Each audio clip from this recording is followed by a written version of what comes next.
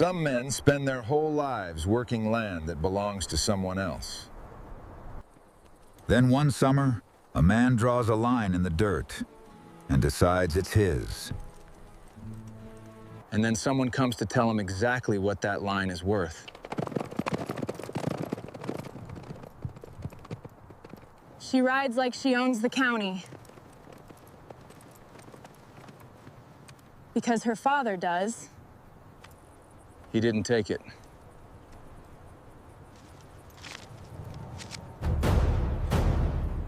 Eli Rourke had owned Decker's flat for the better part of an hour, and in that hour he had done little more than stand beside his horse and look. He had checked the deed a dozen times on the ride out from Garnet, feeling it folded thick and official in his coat pocket, making sure it was still there, still real.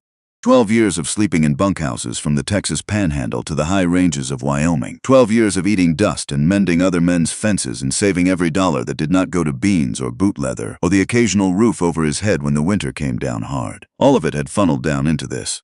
200 acres of Colorado land that no one else had wanted. The drought of '83 had been merciless to this place. It had scoured the land down to its bones, leaving behind a platter of cracked earth and sun-bleached rock that looked like the floor of a dried lake. The creek bed that gave the flat its name was a pale, wandering scar across the middle of the property, dry as chalk, its banks crumbling and overgrown with thistle. The grass was gone entirely, replaced by low-lying weeds and scrub brush that offered nothing to any living animal. The only structure on the property was a barn, and its spine had been broken by a winter collapse some years back. Its roof sagged in the middle like an exhausted man's shoulders, and half the south wall had given way to rot and wind. It was a picture of absolute defeat. But Eli Rourke did not see defeat. He stood there in the flat, dry heat of a Colorado July, with his hat pushed back on his head and his arms crossed over his chest, and he saw something else entirely. He saw the way the land cupped gently, a natural basin that had held water once and could hold it again. He saw the dark line of rich soil exposed where the creek had cut its bank years ago, soil that was deep and dark and full of promise if a man was willing to be patient with it. He saw the long, gradual slope of the eastern ridge, the way it would catch the morning sun and hold the warmth through the cool mountain nights. He saw the bones of the place, and he knew with the quiet certainty of a man who had spent his life reading land the way scholars read books, that they were good bones. He was 33 years old. He was built the way the country built men who worked it honestly, lean and weathered, with hands that were more scar tissue than skin, and a face that had been tanned so deep the color had become permanent. He did not speak much. He never had. The men he had worked alongside over the years had called him quiet, which was the polite word. A few had called him hard to read, which was more accurate. He communicated through action and through a quality of silence that could be warm or cold depending on the situation, and which most men learned to pay attention to after a while. He understood that things worth having did not come easy or fast. This land was like him in that way, scarred and passed over and underestimated by men who only looked at the surface of things, but solid underneath if you were willing to go looking. His horse, a compact buckskin gelding named Duff, lipped at his sleeve with the patient insistence of an animal that had been standing still long enough. Eli ran a hand down the horse's neck without looking away from the land. That was where he would start. The fence line, the eastern boundary first, running along the base of the ridge where the soil was rocky and firm, where deep post holes would hold through whatever weather came off those mountains. A fence was a statement. It said, "This is mine and I am here and I intend to stay." It said it without words, which suited him perfectly. He was so deep in the calculation of it, counting posts and wire and days of work in his head, that he did not hear the other horse until it was nearly upon him. He turned.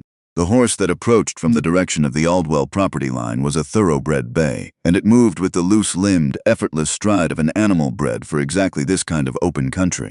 Its coat caught the afternoon light and held it, a warm mahogany that made Duff look like a piece of rough lumber beside fine furniture. The rider was its match in every way. She was young, mid-20s perhaps, though she carried herself with a composure that added years to the impression. She sat the saddle the way people sit when riding has been as natural to them as breathing since before they could remember, easy and centered and entirely without affectation. Her riding clothes were dark, well-made, and entirely free of the trail dust that seemed to find its way into every crease of everything Eli owned. Her hair was the color of dark honey, gathered and pinned beneath a hat with a narrow brim that was both practical and, he noticed despite himself, exactly right for the shape of her face.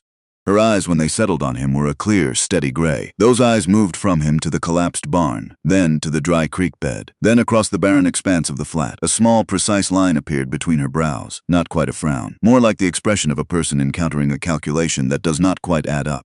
She pulled the bay to a halt a comfortable distance away. "You actually bought it," she said. It was not a question. It was the tone of someone confirming a rumor they had considered too improbable to believe. Eli looked at her. He knew who she was. Everyone in Garnet County knew who she was. Nora Aldwell, Burnett Aldwell's daughter.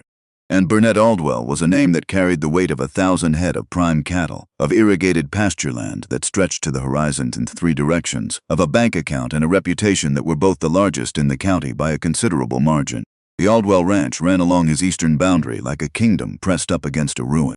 "I did," he said. His voice came out rougher than he intended. He had not spoken to anyone in 2 days. She reached into the leather satchel hanging from her saddle and produced an envelope, thick and sealed, and held it out toward him. "My father asked me to bring you this. He heard someone from out of state had filed a claim on the property." She paused. "He's offering $500. Cash. That's $100 more than the county record shows you paid." Eli did not look at the envelope. $500 was a staggering sum. It was more money than he had seen in one place in years. It was a fresh start on a better piece of land, somewhere with water already running and grass already growing. It was the sensible thing, the logical thing. Any reasonable man standing on 200 acres of cracked dirt and broken timber would have taken that envelope with both hands. He thought about the 12 years. He thought about the specific way the light came down through the gap in the western mountains in the late afternoon, the way he had seen it on the day the land agent in Denver had shown him the plat map, and he had felt something shift in his chest like a key finding a lock. He thought about the 6 months between that day and this one, the careful saving, the slow negotiations, the nights lying awake in bunkhouses, doing the arithmetic over and over until it came out right. He thought about standing on this specific ground under this specific sky. "It's not for sale," he said. The words were quiet, but they were the kind of quiet that filled a space completely, the way a stone fills the hole it was cut for. Nora Aldwell blinked, just once, a small flicker of genuine surprise in those gray eyes, and he understood from that flicker that surprises were not a common feature of her day. She held the envelope a moment longer, then slowly returned it to the satchel. Her gaze moved past him. She was reading the land, he realized, not just looking at it. She was doing what he had been doing, tracing the slope of it, following the natural lines of drainage and elevation with her eyes the way a reader follows a line of text. Her head tilted slightly to the left. "You're planning to start with the southern fence line," she said, "along the county road." He was. It was the most visible boundary, the one that faced the road, the one that would make the clearest statement to anyone passing by. He gave a single nod. "That's a mistake." She said it without hesitation and without cruelty. She said it the way someone states a fact about the weather. She pointed west and then swept her hand toward the south. "You see the way the elevation drops from that rise on your western corner? When the rains come, and they will come, all the runoff from that slope will channel straight along your southern boundary. The ground there is soft. Post holes won't hold. You'll set the whole line and the first serious storm will wash it out before the wire's tight." She turned and pointed east toward the ridge. "You start on high ground, eastern boundary first. The soil up against that ridge is rocky firm and it drains laterally instead of pooling.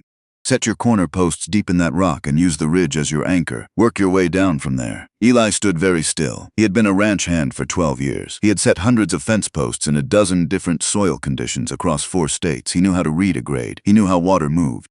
And he had been about to do it exactly wrong. He could feel the heat of it on the back of his neck, a slow, dull flush that had nothing to do with the sun. He had been so focused on the declaration of the road-facing fence, on being visible, on announcing his presence, that he had failed to read the land itself. She had looked at it for 30 seconds and seen what he had missed entirely. "My father says a rancher who doesn't understand water isn't a rancher," she said. Her voice had changed just slightly, a fraction less of the matter-of-fact and a fraction more of something gentler. Not pity, nothing so condescending as that. More like an acknowledgement that she understood what it cost a man to be corrected. "He started teaching me to read a water table before I was old enough to read a primer." Eli looked from her to the eastern ridge. The logic was there, plain as the sun overhead now that she had named it. The slope, the drainage, the rocky soil of the high ground. It was all exactly as she had described. He hated that it was. "I'll think on it," he said. It was the most he could give. She accepted it with a small nod, the nod of someone who already knows how the thinking will come out. She gathered her reins, the bay shifting beneath her with eager, coiled energy. "The offer stands should you reconsider," she said. "Either one." She turned her horse and rode back toward the Aldwell lands without hurrying, her back straight and easy, and Eli watched her until she was a small, dark shape against the immensity of the landscape. Then he stood there a while longer, in the silence that settled back around the flat, the silence that now held the echo of her voice and the undeniable sting of her assessment. He looked at the southern boundary. He looked at the eastern ridge. The next morning, before the sun had fully cleared the mountains, he unloaded his post-hole digger and his new coil of wire on the high ground along the eastern ridge and got to work. The labor was exactly what he had expected it to be, which was brutal. The July sun in that high Colorado valley was not the comfortable warmth of a good working day. It was a weight that pressed down on a man's shoulders and cooked the moisture out of him before noon. The soil along the ridge was rocky, which was precisely why he had chosen it. But rocky soil and a post-hole digger have a relationship that favors neither the man holding the digger nor his patience. He worked the bar until his palms were raw, switching hands when one screamed too loudly, setting each post with a care that was almost ceremonial. He tamped the earth back in around the base of each one with an iron bar, testing the solidity of every post before moving to the next, because a fence post set wrong is a fence post that will fail, and a fence that fails is worse than no fence at all. He slept in the barn. He had cleared a small corner of the collapsed interior on his first evening, pulling out the worst of the rotted timber and the debris that had blown in over the years, and he had patched a section of the roof with salvaged boards and a canvas tarp that he had rolled behind his saddle. It was rough. It smelled of old wood and dust and something animal that had lived there and moved on, but it kept the sky off him and the wind down to a manageable complaint, and he had slept in worse. The fence came first. A home was a long-term aspiration. A boundary was an immediate necessity. He did not see Nora Aldwell for 3 days. He told himself, on the first day, that the solitude suited him fine. He had always worked better alone, without the noise and distraction of other people, without the obligation of conversation. On the second day, he told himself the same thing, with slightly less conviction. On the third day, he was aware that his eyes had developed a habit of drifting toward the Aldwell lands to the east whenever he straightened up to rest his back, scanning the distant line where the green of their irrigated pastures met the sky, looking for the color of a mahogany bay moving across open ground.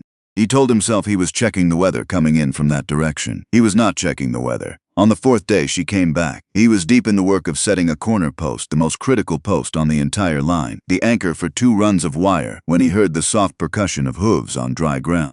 He did not stop working. He finished the hole to the depth he had planned, set the post, and began tamping the earth around its base, with the steady, rhythmic strokes of a man who intends to finish what he has started before acknowledging anything else. She stopped her horse on the Aldwell side of the fence line and watched him work. She said nothing. He was aware of her the way you are aware of the sun when it moves behind a cloud, not looking at it but knowing. He worked the tamping bar in its slow, powerful rhythm, and the post sank incrementally into its proper place in the earth, and after a while he tested it with his full weight, leaning against it, pushing it, making sure it did not shift or rock or give even a fraction of an inch.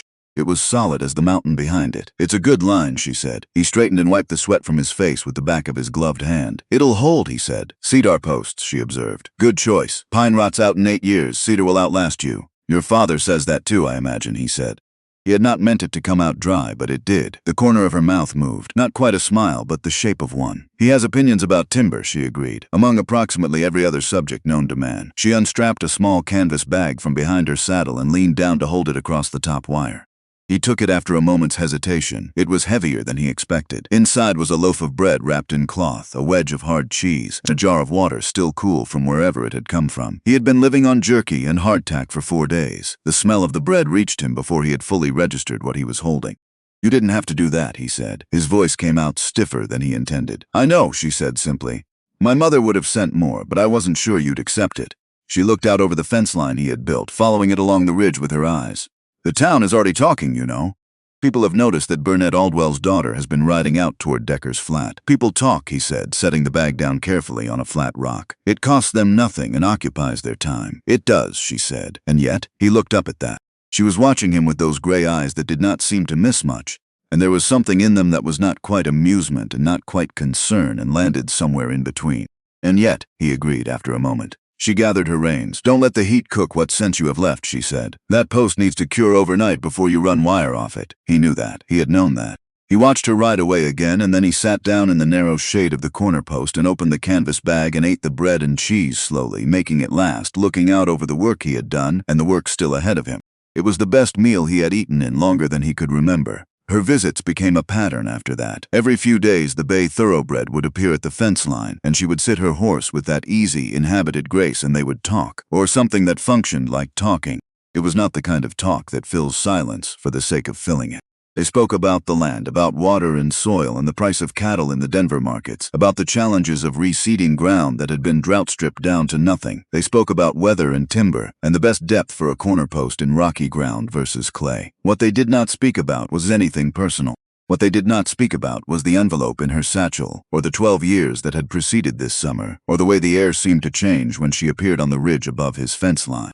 He learned things about her through the pattern and content of her observations, the way you learn a country by traveling it. She had grown up reading this land the way other people read the faces of those around them, fluently and without effort, in a language that had been her first. She knew water tables and grass varieties and the behavioral patterns of cattle under stress.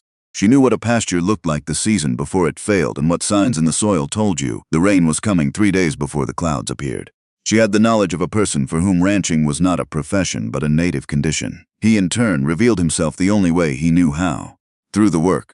The fence rose along the eastern ridge, straight and tight and built to outlast both of them. He began clearing the creek bed, hauling out years of accumulated debris, rocks and dead timber and the ancient evidence of floods past, shoring up the crumbling banks with flat stones he collected from the ridge.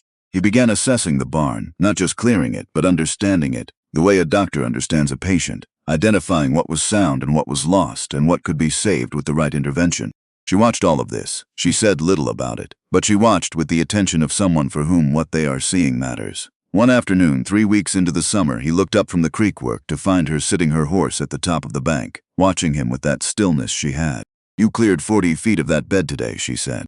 "Closer to 50, he said. "There's an underground spring on the northeast corner of your property," she said. "My father's survey maps from years ago show it. If you clear to it, you might get water even in a dry year." He looked up the creek bed toward the northeast corner of the property. He had suspected something like that.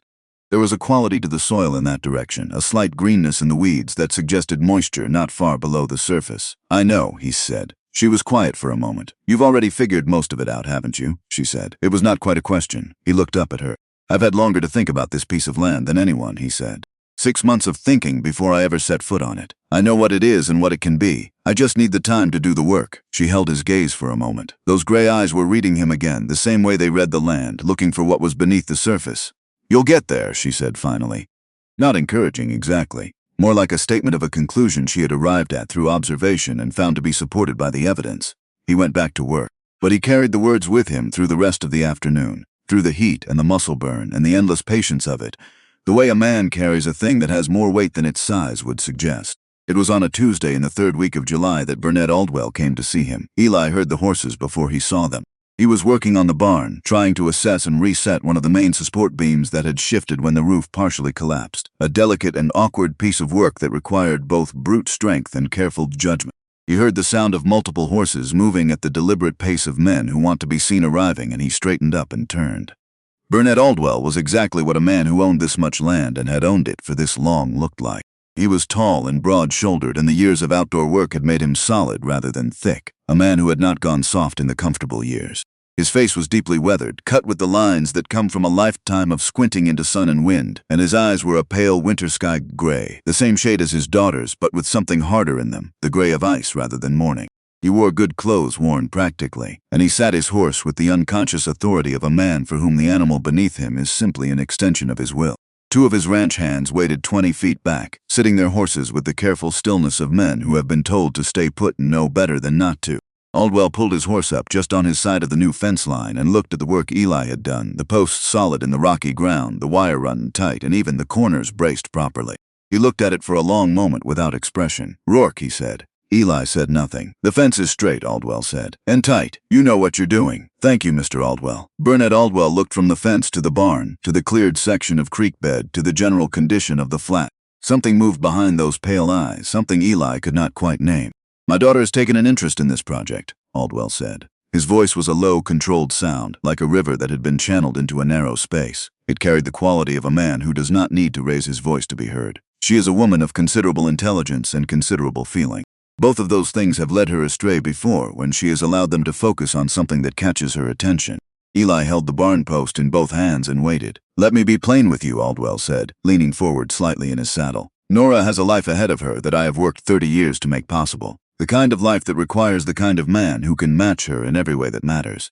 Standing, property, the ability to provide her with the security that a woman of her position deserves." He paused, letting the shape of what he was saying fill the space between them. A man sleeping in a collapsed barn while he spends his last dollar on wire is not that man. Whatever you might be thinking, I advise you to set it aside. Garnett County is a small place. A man's reputation is the only currency that doesn't lose its value. He was not threatening, not exactly. He was doing something more sophisticated than threatening.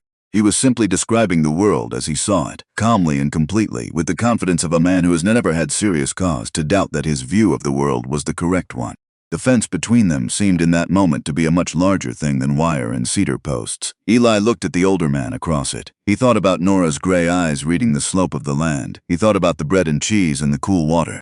He thought about the way she said "you'll get there" in the tone of someone reporting a fact they had verified through observation. He thought about 12 years of other men's fences. "I'm building my fence, Mr. Aldwell," he said. His voice was even, and tending to what's mine. Burnett Aldwell held his gaze for a long measuring moment, the kind of look that has tested a good many men and found most of them wanting. Whatever he found in Eli Rourke's face, he did not name it. He straightened in his saddle, gave a single curt nod, and turned his horse. His men fell in behind him without a word, and Eli watched them ride back across the Aldwell lands, growing smaller in the distance until the landscape swallowed them. He stood there for a while after they were gone. His heart was beating with a slow, deliberate weight, like the tamping bar against the base of a post.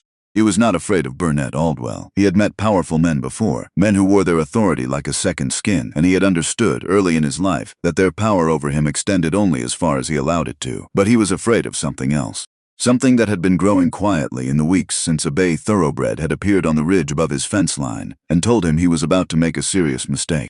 Something that had been taking root in the unlikely soil of this place alongside everything else he was trying to grow here. Something that he had no business feeling and no practical way to stop. Nora did not come back for a week. The silence of the flat was different without her visits. He had not understood until she was absent how much shape her occasional presence had given to the days. The work was the same, the heat was the same, but the days felt longer and less organized, like sentences with the punctuation removed. He did not allow himself to wonder whether her father had told her not to come. He did not allow himself to wonder much about it at all. He worked the creek bed and patched the barn and stretched wire and kept his eyes on the horizon only when checking the weather, which was a lie he told himself with decreasing conviction as the days passed. When she finally came back, something had shifted in the air between them. She was still composed. She still read the land with those quick, accurate eyes. But there was a restraint now where there had been ease, and in the easy quiet they had built together over weeks of careful conversation, he could feel the presence of something that had not been named, something that sat between them like the new fence itself, visible and real and not yet decided what it was for. She brought food again. He accepted it without argument this time. They spoke about the creek bed, about the underground spring she had mentioned, about the variety of grass that would take best on ground that had been drought damaged as severely as this. They did not speak about her father's visit. They did not speak about the envelope in her satchel or the 7 days of her absence and what those days had felt like on either side of the fence. But when she turned her horse to leave, she paused and looked back at him over her shoulder, and what was in her eyes in that moment was not the calm clinical assessment of an experienced rancher reading a piece of ground. It was something that had not been there in the beginning, something that had grown up alongside everything else in this unlikely season, and that was, he understood with the quiet certainty of a man who has learned to read what matters, not going anywhere. She rode away into the late afternoon, and Eli Rourke stood at his fence and watched her go, and above him the clouds that had been building all week against the western mountains were moving faster now, dark and purposeful, carrying with them the sharp electric smell of rain coming hard off high ground. He looked at his eastern fence line, anchored deep in its rocky soil, straight and solid against whatever was coming. He looked at the southern boundary where he had wanted to start, where the soft, vulnerable ground ran along the county road. The storm broke 2 hours later with the violence of something that had been building for longer than anyone knew. Thunder cracked the sky open, and the rain came in driving gray sheets that turned the flat into a running river in minutes. He stood in the half-sheltered opening of his barn, watching the water move, and he saw exactly what she had told him he would see. The runoff from the western rise channeled precisely along the southern boundary, exactly where she had pointed. If his posts had been there, they would have been swimming by now. The eastern line did not move. The water divided around his corner posts and ran harmlessly past, finding its way down the slope in the channels nature had intended, and the fence stood as if it had been standing for years. He smiled. Alone in the dark and the rain, a small and private thing, she had been right. From the first moment about the first thing, she had been right. And standing there in the storm, with the water sheeting off the patched roof of the only shelter he owned and his fence line holding steady against the first real test it had faced, Eli Rourke understood something that had nothing to do with drainage or soil composition or the tensile strength of wire. The best things he had ever built, he had built slowly, post by post, tested and true, this land, this fence, and whatever was growing quietly and stubbornly and without permission in the space between himself and the woman on the thoroughbred bay. He went back inside the barn and lay down on his bedroll, listening to the rain come down on the canvas and the salvaged timber of the patched roof, and he stayed awake longer than he should have, because the thing growing in that space was larger than he had admitted to himself until this moment, and now that he had admitted it, it required some time to sit with. Nora came back on a Wednesday morning, 8 days after the storm. Eli heard the bay before he saw her, the sound of that horse's particular stride on dry ground, a rhythm he recognized before he had fully turned to look. He was working the creek bed, shoring up a section of bank that the storm had undercut, stacking flat stones in a careful overlapping pattern that would hold against the next flood. He did not stop working when she appeared on the ridge above him. He finished the course of stones he was laying, tested their fit, and then straightened up and looked at her. She looked the same, composed, upright, her dark honey hair gathered beneath the narrow-brimmed hat, but the 8 days sat on her in some way he could not precisely name.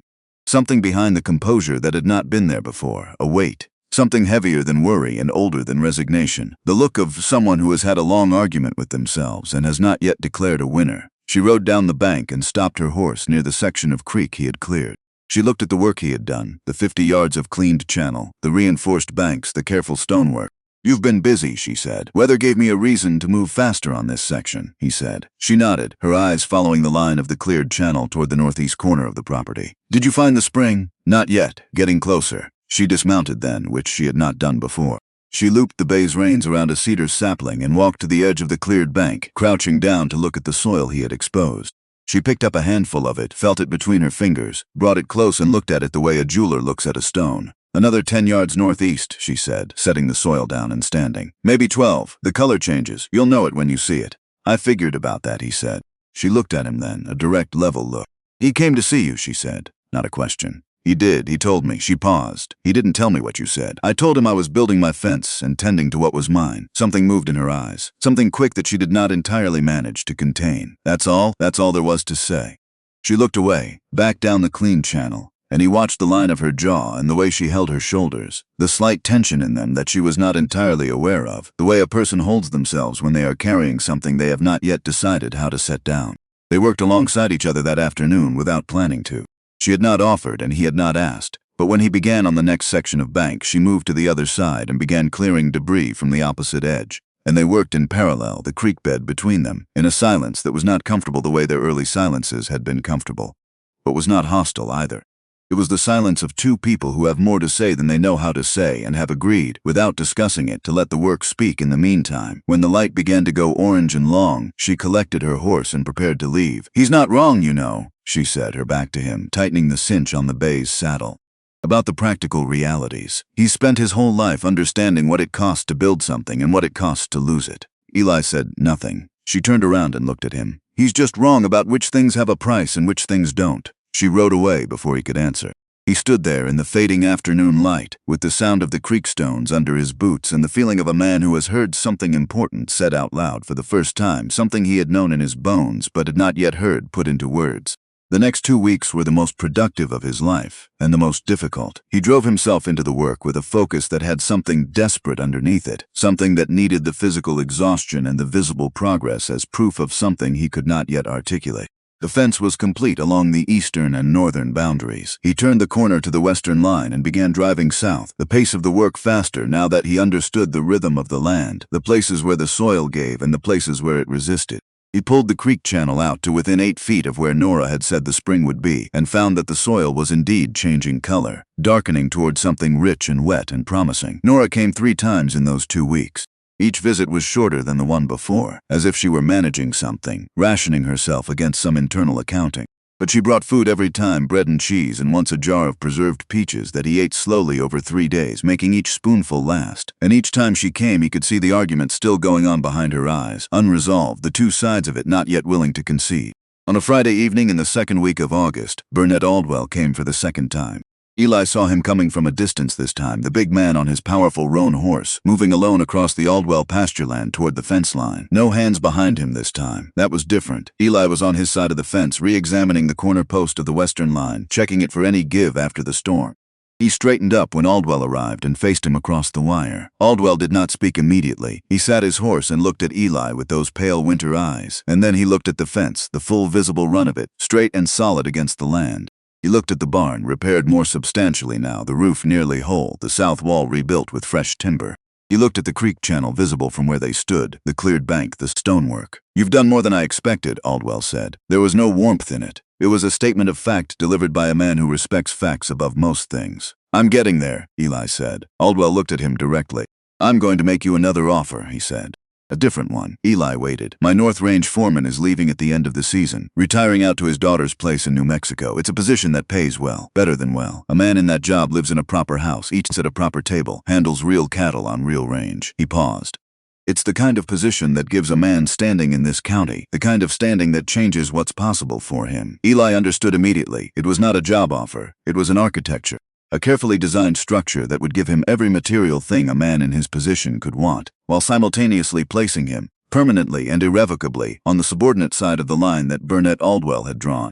He would have the house and the wages and the standing, all of it Aldwell standing, Aldwell property, Aldwell permission. He would be exactly what Aldwell had named him, a hired hand, just a very well-paid one. I appreciate the offer, Eli said. Aldwell watched him, but I have my own North Range to manage. The silence that followed was the silence of two men who understand each other completely and have nothing left to negotiate about. Aldwell's jaw tightened, just slightly, just enough to see. You're a stubborn man, Rourke. I've been called that. Stubborn men either build something worth standing on or break themselves on what they can't move. His pale eyes did not leave Eli's face. I have not yet decided which kind you are.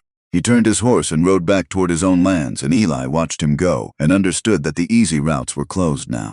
There was only the work and the time and whatever patience the universe was willing to extend. Nora came the following Tuesday. She knew about the second offer. He could see it in the way she looked at him, a slight heightening of attention, a careful watching of his face for the thing she needed to read there. You turned it down, she said. Not a question. I did. She was quiet for a moment. They were sitting on the low stone wall he had built along the north bank of the creek, resting in the late afternoon shade of the ridge. It was the first time they had sat rather than stood, and the difference in it, the slight informality, felt significant in a way neither of them remarked on. He's going to make it harder, she said. I imagine so. She looked at her hands, then back at the creek. Water was starting to seep from the northeast corner of the channel now, a quiet, persistent weeping of dark moisture from the soil that told him the spring was close. A few more days of careful work. I don't want you to think, she began, and then stopped. He waited. I don't want you to think that any of this is about winning an argument with my father, she said, her voice measured and precise, the voice of a woman choosing her words the way a surveyor chooses reference points, for accuracy. I am not 17 years old. I have not been 17 years old for some time. He looked at her profile, the clean line of her jaw, the steadiness of her gray eyes, even when they were looking at the water instead of at him. I know that, he said. Good, she said. I wanted to be sure. They sat in the quiet for a while longer, the water seeping gently from the earth at the corner of the channel, and the late sun laying long gold lines across the recovering ground of Decker's Flat, and the fence line straight and solid on the ridge above them, and between the two of them something that had been building since a day in early July, when a woman on a thoroughbred horse had told him he was doing it wrong and had been right about it. He found the spring on Thursday. He was working the final few feet of channel toward the northeast corner when the soil changed under his shovel, going suddenly dark and yielding, and then water began to well up from below with the quiet, patient insistence of something that has been waiting a long time to be found. It was not a gusher. It was not dramatic. It was a slow, steady filling of the channel, clear water rising from the earth, spreading outward into the clean bed, finding the downhill grade and beginning its first tentative movement toward the main channel and the flat below. He stood there with the shovel in his hands and watched the water move. He thought about what this water would mean. Decker's Flat could water cattle now, not many, not yet, but a start, a foundation. The ground could begin to recover. The deep-rooted grasses that Nora had described could take hold in soil that had moisture reaching it from below even in a dry season. He thought about telling her. He thought about the look that would be on her face when he showed her. He was so absorbed in the sight of the water and the thought of her face that he almost missed the glow on the horizon. It was the movement that caught his eye first, the way the light in the eastern sky was wrong, too orange and too low, pulsing rather than steady, and he turned fully and felt the cold drop of recognition in his stomach before his mind had finished processing what his eyes were seeing. Fire. It was coming from the direction of the Aldwell homestead, maybe 2 miles east, and it was not the contained orange of a lantern or a hearth fire. It was the massive climbing tower of something that had gotten entirely beyond any human attempt to manage it. It lit the underside of the low clouds with a hellish, shifting orange, and even at this distance Eli could feel the quality of attention that large fires demand from every living thing in their vicinity. He did not stand there long. He was moving toward the barn before the thought was fully formed, his body making the decision while his mind was still catching up. He saddled Duff in the near dark with the efficiency of a man who has done it thousands of times, his hands moving through the familiar sequence of buckles and straps without needing light or deliberation. He had no particular plan beyond getting there. He was a neighbor. That was enough. That was all he needed to be. He came over the rise above the Aldwell homestead in less than 15 minutes and pulled Duff to a stop at the crest to read the scene below. The breeding stable, a long, well-built structure set back from the main house, was a tower of fire. Not burning, consumed. The flames had taken the whole structure, moving with the terrible efficiency of fire in dry timber, and the light it threw was so intense it turned the surrounding darkness into a pulsing orange theater. Eli could see men running, a bucket brigade from the main well making the kind of heroic and futile effort that men make against fire because standing still is not possible. He could hear shouting, and beneath the shouting he could hear the horses. That sound cut through everything else. The voice of panicked horses, high and rhythmic and desperate, was a sound that reached something below thought, something animal and urgent, and it moved him down the hill before he had consciously decided to move. He found Burnett Aldwell near the main doors of the stable, which were fully engaged with flame, standing with his hands at his sides in the posture of a man who has spent a lifetime controlling things and has just encountered the specific thing that cannot be controlled.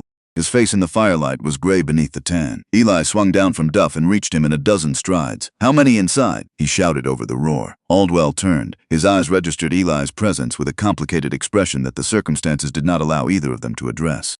"Two," he said, his voice rough from smoke or something else. "Blackwood, the stud, and the bluegrass mare from Kentucky. The main doors are gone. We can't get to them." Eli was already looking at the structure, reading it the way he read land, looking for the thing that was not obvious, the fact beneath the surface. The main doors were a wall of flame. But there was a secondary access door on the northern side, a smaller door used for equipment and tack, and it was smoking but not yet burning, and the wall around it was still intact.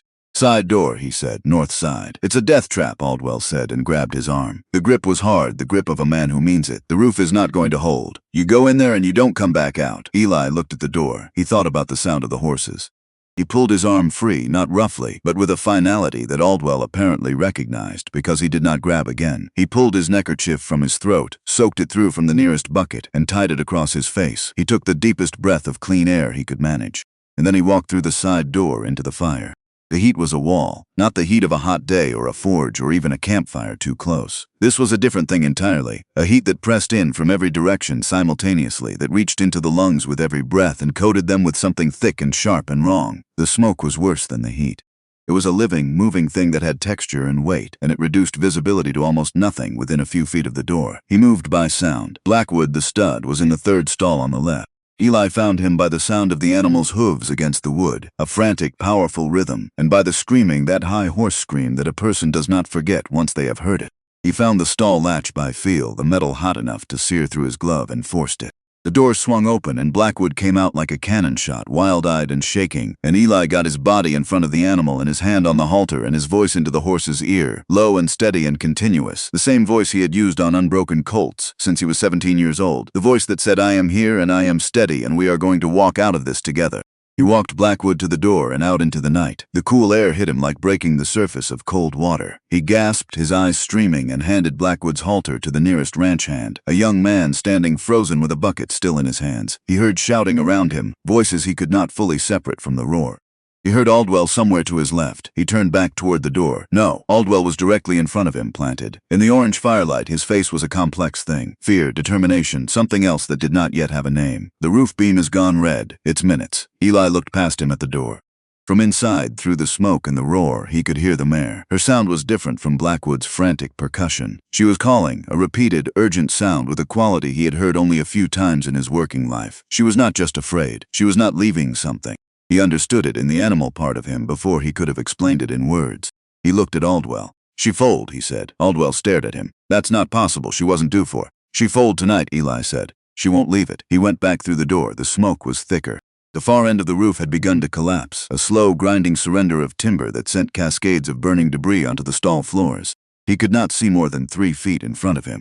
He moved by memory, by the layout he had read in the single pass he had made before, counting stalls on the right-hand wall with his fingers as he went, keeping low where the air was marginally better, his lungs burning with a heat that seemed to have bypassed his throat and gone directly into the center of his chest. He found the mare in the last stall on the right. She was standing over a shape on the stall floor, a dark, damp shape that shifted and moved with the uncoordinated effort of something new to the world. The foal was on its side, trying to sort out what legs were for, and the mare was between it and the fire, her body positioned with a deliberateness that needed no interpretation. "Come on, girl," he said, his voice a wreck, a shredded whisper that was all his lungs could manage. "Easy now, easy. The little one comes with us." He got the mare moving by getting in front of her the way he had gotten Blackwood moving. Body first, voice continuous. The mare followed him, and where the mare went the foal struggled to follow, lurching to its new feet with the desperate toppling effort of the newborn, and Eli moved slowly as he could bear to move, letting the foal find its legs, the mare nosing it from behind, pushing it forward with the absolute insistence of a mother who has decided this is going to happen. Above them the main roof beam gave way. The sound was beyond anything he had words for. A crack that seemed to happen inside his chest as much as outside it, and then a grinding, catastrophic shift of mass, and a section of the burning roof collapsed inward 30 feet to their right, sending a wall of heat and a storm of sparks and burning debris across the center of the stable, across the spot where Eli had been standing 60 seconds before.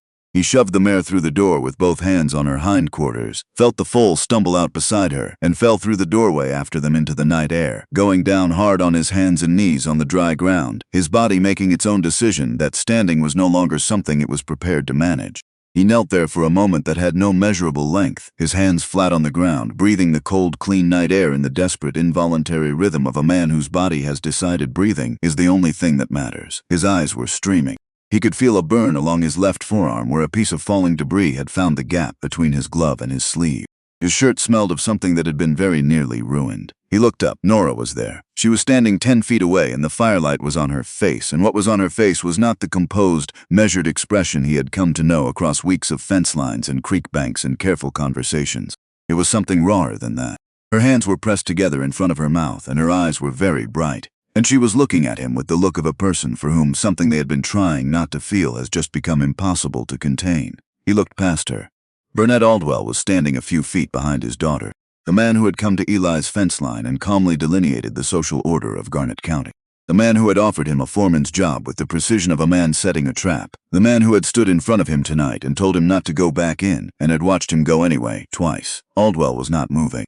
He was looking at Eli, and everything that Eli had seen in those pale gray eyes across their previous encounters, the cold authority, the measuring calculation, the rigid certainty of a man who has decided how the world works and organized his life accordingly, was gone. In its place was something that Burnett Aldwell probably did not allow onto his face very often, something undone, something that was trying to locate itself in the face of evidence it had not accounted for. Eli got to his feet. He was unsteady, his legs more uncertain than he wanted them to be, but he got upright and stood there in the firelight with the burn on his arm and the soot on his face and the wreck of his voice. And he looked at Burnett Aldwell across the space between them. Aldwell walked toward him. He moved with the same deliberate authority he always moved with, but there was something different in it, something that had been reorganized underneath the surface. He stopped in front of Eli, close enough that Eli could see the firelight moving in those pale eyes. He put his right hand on Eli's left shoulder, a firm, solid weight. The hand of a man who spent his working life handling things that mattered and understood the difference between a grip that holds and one that merely grips. He did not say anything for a long moment. "You have my thanks, Rourke," he said. His voice was quiet, quieter than Eli had heard it. "My full thanks." He held Eli's gaze for a moment longer, and in that moment something passed between them that was larger than words and did not need them. Then he released Eli's shoulder and turned away to manage the business of the fire and the horses and the chaos of his damaged ranch with the competence of a man who knows how to lead when things have gone wrong. Eli stood where he was. After a while, when the fire had burned down enough that the immediate danger was past and the ranch hands had things reasonably in hand, Nora came and stood beside him at the well. He was splashing water on his face, and the burn on his arm and the cool of it was the finest thing he had felt in as long as he could remember. She stood close. Close enough that he was aware of her the way he was aware of the spring finally emerging from the northeast corner of his creek channel. That sense of something that had been working toward the surface for a long time finally arriving. "That was the most reckless thing I have ever watched a person do," she said. Her voice was not quite steady. "They were trapped," he said. She made a small sound caught somewhere between a laugh and something rawer. "You say that as if it explains everything, doesn't it?" She reached out and touched the burn on his forearm with the tips of her fingers, a contact so light it was barely there and so precise it went through him like wire under tension finding its post. "You could have been killed," she said. "I wasn't." He turned and looked at her. The fire had burned down to a sullen, crackling ruin behind them, and the light it gave now was lower and warmer, and in it Nora Aldwell's face was without its armor in a way he had not seen before. Her hair had come down on one side, and there was a smudge of ash on her cheekbone, and her eyes held something that she was not trying to put away. He had thought, in the clear-headed part of his mind, that he would be careful about this, that he would let the work speak and let the time do what time does and not push against things that needed to arrive at their own pace. But there are moments when the careful calculation of a careful man gets burned away by something hotter and more immediate, and what is left underneath is simply the truth. Nora, he said. His voice was still rough, but it was steady. When the fences are done and the barn is squared away, I'm going to start on a house. He looked at her. I'd like to know where you think the windows should go. It was not the speech of a man practiced in the art of declaration. It was as plain and unadorned as a cedar post tamped into rocky ground, but it was true, in the way that the fence line was true, straight and tested and built to hold. She looked at him for a long moment in the diminishing firelight, and a tear traced a clean line through the ash on her cheek. The kitchen window faces east, she said.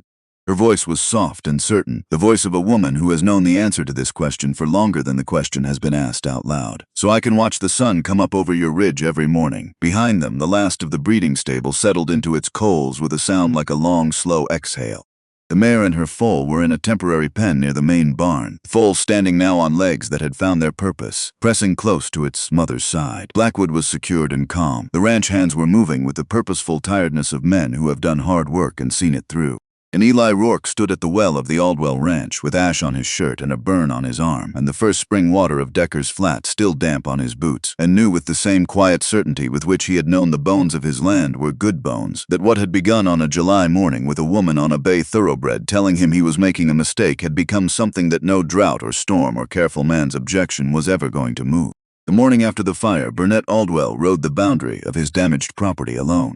Eli saw him from the ridge above the eastern fence line, the big man on his roan horse moving at a walk through the early light, surveying the ruin of the breeding stable, the scorched ground around it, the temporary arrangements his hands had made for the surviving horses. Aldwell moved slowly, with the deliberateness of a man doing inventory not just of property but of something interior, something that the night had rearranged and that the daylight was now illuminating in ways the dark had not. Eli watched him for a moment, then went back to work. He had slept 4 hours on his bedroll in the barn, which was 4 more than he had expected to manage. His left forearm was stiff and sore where the burn had settled into something that would take 2 weeks to fully heal. His lungs still carried a rawness that made deep breathing a minor event he was aware of. He went back to the creek work with the methodical persistence of a man who understands that the world does not pause its demands because a person has been through something. But things had changed. He could feel it in the air the way you feel a shift in pressure before weather comes, not visible yet, but present, already moving. Aldwell came to the fence line on the 3rd day after the fire. Not his side this time. He rode around to the gate Eli had set in the southern boundary, the gate that faced the county road, and he stopped there and waited. Eli saw him from across the flat and walked over, unhurried, wiping his hands on a rag. He unlatched the gate and Aldwell rode through onto Decker's Flat for the first time. The older man said nothing immediately. He looked around at what Eli had made of the place in 6 weeks, the fence lines running straight and tight along the ridge. The cleared creek channel with its shored-up banks, the barn substantially repaired, its roof whole again, its walls plumb, the small signs of a man imposing order on chaos one deliberate act at a time. The spring found? Aldwell asked. Running steady, Eli said. Enough to water 20 head through a dry summer. More if we get reasonable rain. Aldwell nodded once, the nod of a man receiving a report. He looked at the northeastern corner of the property where a faint dark line of moisture along the ground marked the spring's path toward the main channel. He dismounted. It was not something Eli had seen him do on this side of the fence, and there was something in the act of it, the simple physical gesture of getting down from the horse, that felt like a punctuation mark in the long sentence of everything that had passed between them.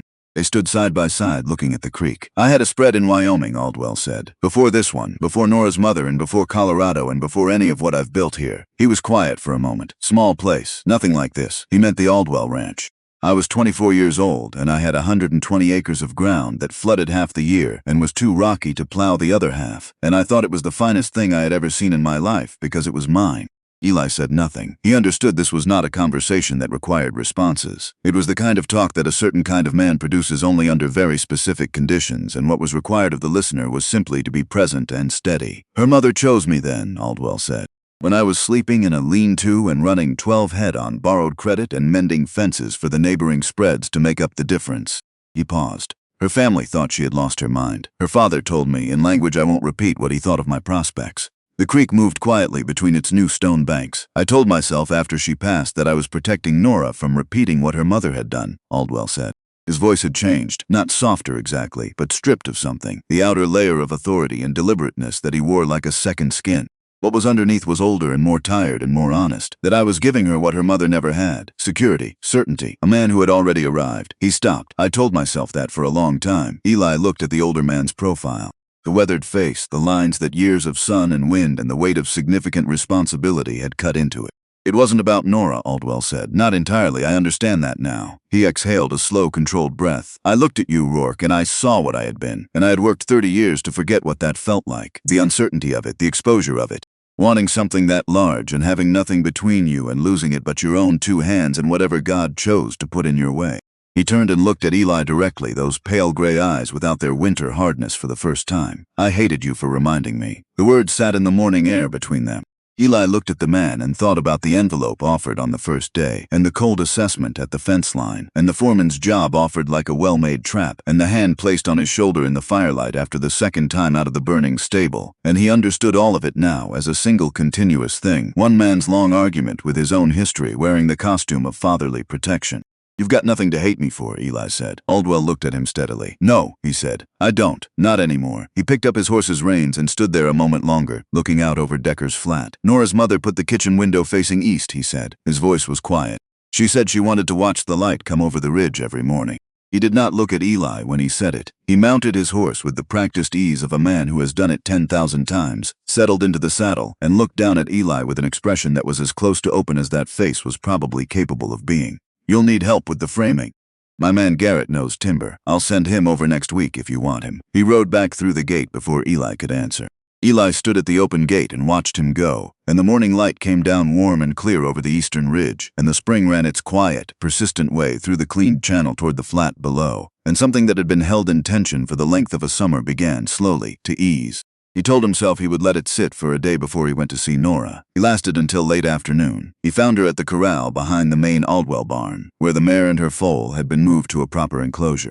The foal was 3 days old now and had achieved a confident relationship with its legs, moving in the loose, slightly astonished way of young animals that have recently discovered motion is possible.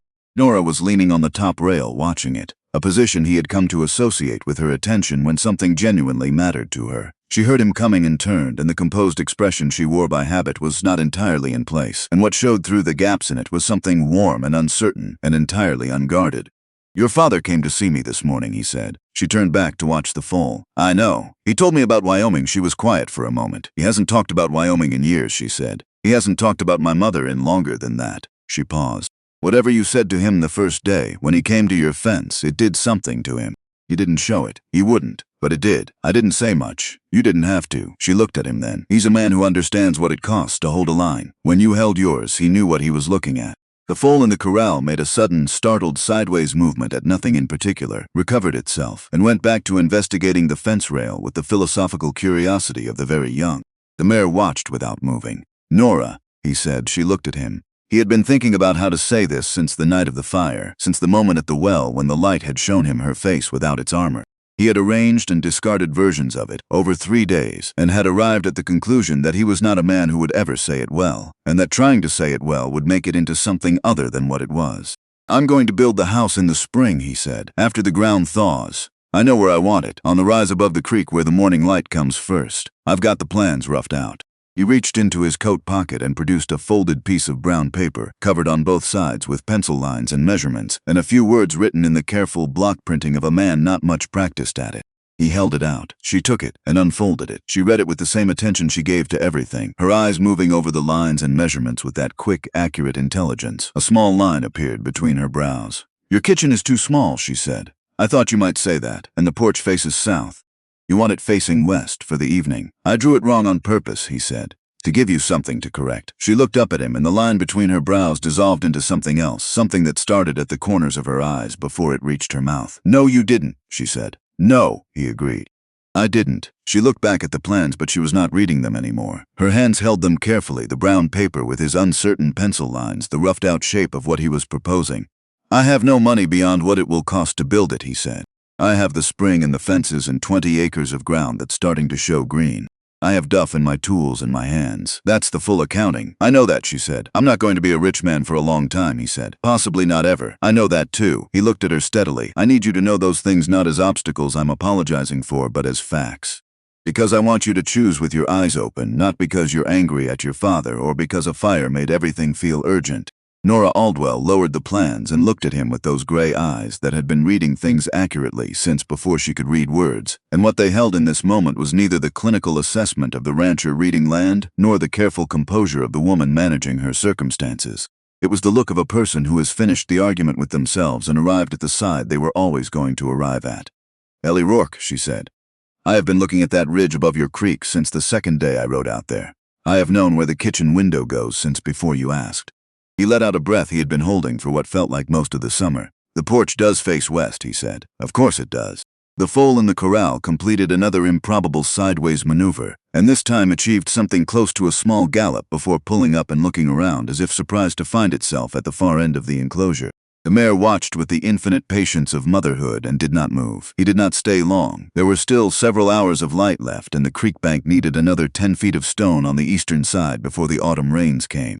He walked back to Decker's flat with the plans in his coat pocket refolded and the burn on his forearm catching the pull of his sleeve and the feeling of a man who has just made his most important investment and knows it. Burnett Aldwell sent his man Garrett over the following week as promised. Garrett was a compact, weathered man in his late 40s with a precise and economical relationship with language that Eli respected immediately. He arrived on a Monday morning, looked at the barn for a while without saying anything, pointed at 3 structural issues that Eli had already identified and one he had missed, and they spent the day working in a silence that was entirely comfortable. By the end of the week they had the barn properly squared and the roof secured in a way that would last, and Garrett had looked over the house plans and offered 4 observations, all of them correct, none of them elaborated on beyond what was necessary. He came back the following week without being asked. Nora came every 2 or 3 days. The visits were different now. The constraint of the unspoken thing lifted, replaced by something that had more ease in it and also more weight. They talked about the house plans in the specific, practical way that people talk about things they are both going to live inside. They argued about the porch in a way that was not really about the porch. She was right about the west-facing orientation, and he told her so, which she accepted with the exact degree of graciousness he had come to expect from her, which was not very much. One afternoon in early September, she brought seeds.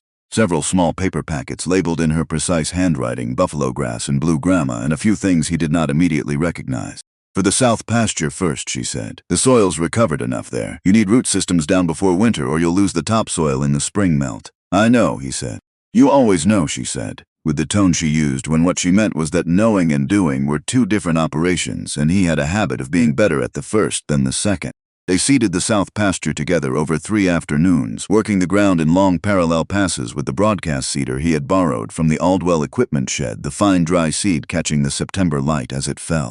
The work had a different quality than the fence work, less brutal and more patient, asking a different kind of faith. You put the seed in the ground and you stepped back and you trusted the soil and the water and the season to do what they were designed to do. Toward the end of the second afternoon, Burnett Aldwell appeared on horseback at the edge of the south pasture. He sat his horse at the boundary and watched them work for a long while without approaching. Then he turned and rode back toward the Aldwell lands without a word. He did not say anything, but he had come, and he had watched, and that was its own kind of statement from a man who did not make statements casually. Eli went to see Burnett Aldwell on a Thursday in late September. He went alone in the early evening, riding Duff to the main house of the Aldwell ranch and tying him at the post out front and going to the door and knocking. A housekeeper answered and showed him into a sitting room that reflected 30 years of accumulated consequence. Good furniture and books and a fire already lit against the early autumn chill, the room of a man who had built something substantial and arranged his surroundings to confirm it. Aldwell was in a chair near the fire with a glass of bourbon and a newspaper, and the look of a man who had been expecting this visit at some point and had decided his feelings about it in advance. Eli sat in the chair across from him without being invited to, which Aldwell noted with a brief flicker of something that might have been approval. "I'm going to marry your daughter," Eli said. He said it without preface or apology, in the same tone he had used to say the fence is not for sale on the first day, quiet and without drama and entirely immovable. Aldwell looked at him over the rim of the bourbon glass. "I'm aware that's the direction things have been traveling," he said. "I don't have money," Eli said. "I don't have standing. I have 200 acres of recovering ground and a spring and the fences and what I can build on top of that with my hands and whatever time God allows me." "I know your inventory," Aldwell said. "Then you know I'm not coming here to ask your permission," Eli said. "I'm coming here to tell you what I'm going to do and to tell you that I intend to spend my life making sure you don't regret standing aside and letting it happen." Aldwell was quiet for a moment, the firelight moving across the weathered planes of his face.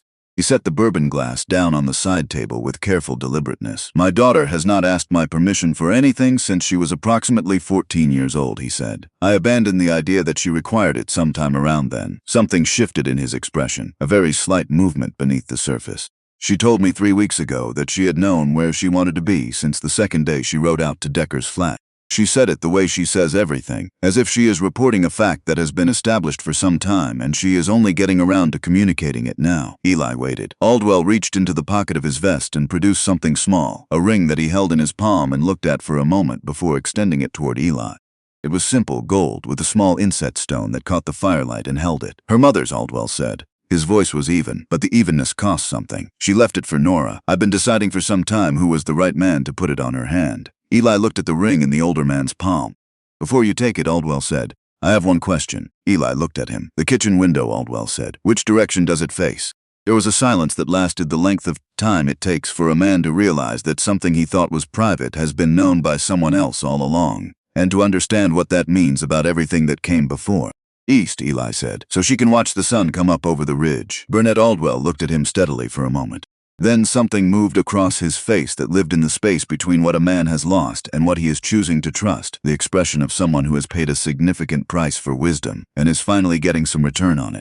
He reached across the space between the chairs and placed the ring in Eli's hand. Then he picked up his bourbon glass and leaned back in his chair and looked at the fire, and Eli understood that the conversation was over and that it had ended in the only way that it could have ended, and that both of them knew it. They were married on the 14th of October, 1884, in the small white church at the center of Garnett, Colorado. It was a clear, cold autumn morning with the aspens turned gold along the mountain ridges and the sky a hard, brilliant blue above the valley. The whole town came, or close enough to the whole town that the distinction did not matter. Eli stood at the front of the church in a new suit that fit better than he had expected and felt foreign in a way he suspected would take some time to resolve. He kept his hands at his sides and watched the door. When Nora came through it, the breath went out of him. She wore a dress the color of heavy cream, simple and well-made, with no ornamentation beyond what the cut of the fabric provided. She had done something with her hair that he could not have described, but that he would remember for the rest of his life. In her hands she carried a small gathering of flowers, not the florist's arrangements that other women brought to the altar of important occasions. She carried goldenrod and wild prairie asters and a few stems of something blue and small that grew in the rocky soil of the eastern ridge. Flowers she had gathered herself from the high ground of Decker's Flat, from the same earth where his fence posts stood in their rocky soil, where the spring came up dark and steady from beneath. She walked toward him with that easy, grounded grace, and her gray eyes found his and stayed there, and whatever the rest of the room was doing ceased to matter. Burnett Aldwell gave his daughter's hand to Eli Rourke with a grip that was firm and steady and that said, in the language of the man, everything that the man did not need words for. They built the house in the spring of 1885. Garrett came back with 2 other men from the Aldwell crew, not because Aldwell had sent them, but because Garrett had asked them and they had come, and no one discussed the arrangement in any formal way. The framing went up in April, the roof in early May, the floors and walls through the long light of June. Eli did the finish work himself, the window frames and the door casings and the kitchen shelves, working with the same patient precision he brought to everything, testing each joint, checking each line against plumb and level, building it to hold against whatever years would bring. The kitchen window faced east, the porch faced west.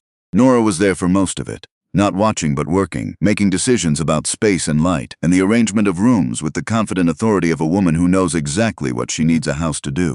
They argued about the pantry and the placement of the bedroom windows and the depth of the porch rail, and the arguing had the comfortable quality of people who have discovered that they disagree well, that their disagreements are productive rather than corrosive, that they arrive at better answers together than either would reach alone. She moved into the house on the 1st of July. The south pasture came up, green in May, tentatively at first, the way recovering things come back, a faint color change visible only if you were looking for it, the first suggestion of life beneath the surface finding its way out. By June it was real grass, buffalo grass, and blue grama spreading in the slow, determined way of deep-rooted things, anchoring the soil, building the foundation for something that would be there when both of them were long gone.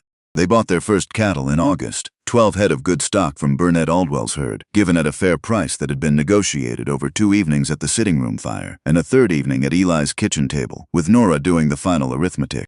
They were good animals, well-bred and healthy, and they moved onto the green south pasture with the settled confidence of livestock that recognizes good ground. Aldwell came to watch them arrive. He sat his roan horse at the edge of the pasture and said nothing for a long while, and then he said, to no one in particular, or to the land itself, or perhaps to a woman 30 years in the ground in Wyoming who had once looked at a young man with nothing and seen the thing underneath that mattered, that the grass had come in better than he had expected. Eli did not respond. He understood the remark was not directed at him. The years moved the way years do when the work is constant and the life is full, not slowly and not fast but in the deep rhythm of seasons, each one distinguishable from the others, each one building on what came before. Their son was born in the spring of 1886, a boy with Aldwell gray eyes and his father's quality of watchful stillness, and they gave him a name that was his own, Thomas Wyatt Rourke, and he grew up reading the land the way his mother read it, in a language that came before words.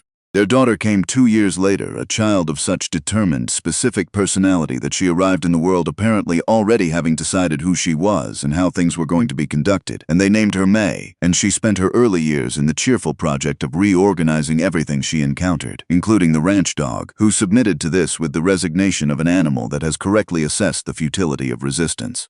Burnett Aldwell became a grandfather with the same careful deliberateness with which he had become a father-in-law, which is to say that he resisted it until he could not, and then he took to it with a completeness that surprised everyone, including himself. He came to Decker's flat on Sunday afternoons and sat on the west-facing porch with his boots off and his grandchildren arranged around him, in the way that small children arrange themselves around large, solid things that have the quality of permanence, and he told them stories about Wyoming, and about a woman who had chosen a cowboy with nothing, and about how the most important fences in a man's life are the ones he builds on high ground. On a summer evening, 6 years after the night of the fire, Eli Rourke sat on the porch swing he had finally built from cedar lumber cut from the ridge above the creek and hung from the porch beam with hardware he had forged himself against the barn wall. Nora had mentioned the porch swing twice in the first year and not again after that, which was her way of communicating that she expected it to happen and was waiting without visible impatience. He had a cup of coffee warming his hands. The evening air was cool and clear, carrying the cleanness of mountain air after a dry summer day, and the sky to the west was doing what it did on the best evenings, building color in slow, deliberate layers from the horizon upward, orange giving way to something deeper, the mountains going dark against it. From where he sat, he could see the land. The south pasture was deep green, thick with established grass, carrying 40 head of good cattle now, content in the evening light. The creek ran clean and steady, audible from the porch on quiet evenings like this one, the spring that had been waiting below the ground all those years flowing without pause through the channel he had cleared stone by stone in that first brutal summer. The barn stood straight and solid, its cedar siding weathered to a fine silver gray. The fence lines held true on every boundary, the cedar posts still firm in their rocky soil. He could see the eastern ridge from where he sat. The first fence line he had ever built on this ground was still there, still straight after 6 years of Colorado weather. The corner posts he had driven into the rocky soil on the morning after a woman on a thoroughbred horse had told him he was making a mistake, still as solid as the mountain behind them. Nora came out of the house and sat beside him. She had mending in her hands, a small pair of trousers belonging to Thomas that had negotiated badly with a fence rail. She leaned against his shoulder with the ease of a person accustomed to the shape of the person beside them, and the swing moved in a slow, comfortable arc. In the yard below the porch, Thomas was doing something complicated and entirely his own invention with a length of rope and a fence post. May was at the edge of the yard where the grass met the beginning of the pasture, engaged in a serious and ongoing negotiation with the ranch dog, who was sitting with the patient dignity of an animal that has decided to see where this is going.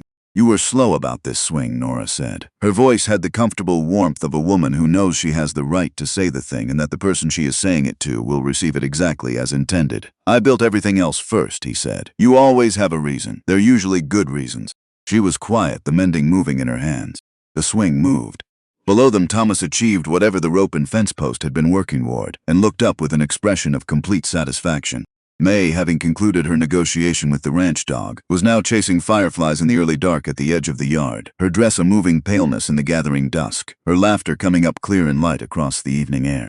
Eli watched his children in the yard his land had become and felt something that lived below the level of language. He had not been raised to have words for things like this. He had been raised to build things and to work and to endure, and the feeling that came with sitting on the porch of what you had built, watching what had grown from the ground you had tended, in the company of the person who had read the land before you had, that feeling was one that did not need words and would have been diminished by them. He put his arm around his wife and she settled against his side and the swing moved in its slow rhythm in the cooling evening air. He looked at the eastern fence line on the ridge, the first one, still standing. He thought about the morning he had gone up there before sunrise with his post-hole digger, making without words the decision he had been unwilling to admit the afternoon before, when a woman on a bay thoroughbred had told him he was about to make a serious mistake. He thought about the storm that had tested the fence and found it standing. He thought about the spring coming up dark and clean from the ground he had worked toward it. He thought about fire and smoke and a hand on his shoulder and a ring placed across a sitting room fire and seeds falling in the September light and the first green showing through the brown soil of the south pasture. He understood something now that he could not have understood then, standing on these 200 acres with the deed fresh in his pocket and nothing yet built. The land had not been the investment. The land had been the occasion. It had been the reason he was standing in the right place at the right time for a woman on a thoroughbred horse to ride over a ridge and tell him he was doing it wrong. Everything worth having that he had built here had begun in that moment. Not in the courage to buy the land or the stubbornness to refuse the money or even the willingness to walk into the fire. It had begun in the moment the following morning when he had unloaded his post-hole digger on the high ground along the eastern ridge and started digging without acknowledgement, without announcement, in the direction a woman had told him was right. That was the whole of it. That was the foundation everything else was built on. Nora reached up and tucked the mending under her arm and covered his hand with hers where it rested on her shoulder. The warm, certain pressure of a person who intends the gesture and means it to last. The fireflies were out in earnest now, scattered across the dark edge of the pasture, and May was moving among them with the unhurried joy of a child who understands that this is exactly what an evening is for. Thomas had set down his rope project and was watching his sister with the thoughtful expression of a boy deciding whether fireflies were something that could be usefully incorporated into whatever he was building next. The sky had gone the deep luminous purple of full evening above the western mountains, and the first stars were showing in the east above the ridge. Eli Rourke sat on the porch of the house he had built from a ruin and held his wife's hand in the gathering dark and watched the light leave the land that love had brought back from nothing. He did not say anything because there was nothing to say that the fence lines and the green pasture and the running spring and the laughter of his children in the summer evening had not already said, in language more permanent and more true than anything a man with his particular relationship to words could have managed. Some things are built slowly or not at all, and the things built slowly, post by patient post, tested against every storm that finds them, anchored in high ground on the advice of someone who knows the land better than you do, those are the things that stand when everything easier has long since washed away. That is the truth that Decker's Flat learned in the summer of 1884, and that the fence on the eastern ridge has been standing in testament to ever since. A man does not always need to be the smartest one in the conversation. He does not always need to be the one who sees the answer first. What he needs is the willingness to hear it when it comes, and the character to act on it the following morning without being asked twice. Eli Rourke was that kind of man, and the land and the woman and the life they built together knew it long before he said a word about any of it.